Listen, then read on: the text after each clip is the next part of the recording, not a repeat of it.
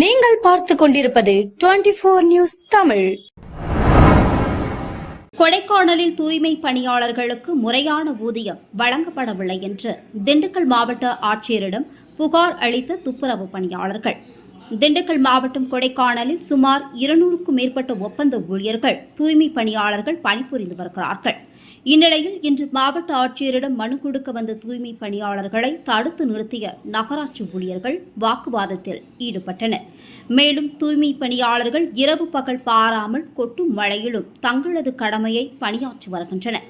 இந்நிலையில் பல வருடங்களாக இதுபோன்று ஒப்பந்ததாரர்கள் முறையாக சம்பளம் வழங்காததால் பலமுறை சம்பந்தப்பட்ட அதிகாரிகளிடம் மனு அளித்தும் எந்த ஒரு நடவடிக்கையும் எடுக்கவில்லை. மேலும் புதிதாக பதவியேற்ற மாவட்ட ஆட்சியர் முறையான ஊதியம் கொடைக்கானல் நகராட்சி வழங்கப்படவில்லை என்று இன்று கொடைக்கானல் ஆய்வுக்கு வந்த திண்டுக்கல் மாவட்ட ஆட்சியர் சரவணன் அவர்களிடம் மனு அளித்தனர். 24 நியூஸ் தமிழ் செய்திகளுக்காக திண்டுக்கல் மாவட்ட செய்தியாளர் ஆஷிக் அலி.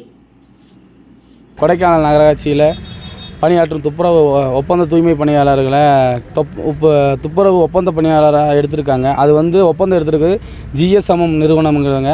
அவங்க தொடர்ந்து ஒரு 8 வருஷமாக இங்கே ஒப்பந்த பணி எடுத்திருக்காங்க. ஆனால் துப்புரவு பணியாளர்களுக்கு சம்பளம் கலெக்டர் வேஜஸ் படி 585 ரூபா தரேன்னு சொல்லிட்டு துப்புரவு பணியாளர்களுக்கு மாதம் ஒரு நாளைக்கு சம்பளம்னா 350 ரூபா மட்டும் தர்றாங்க.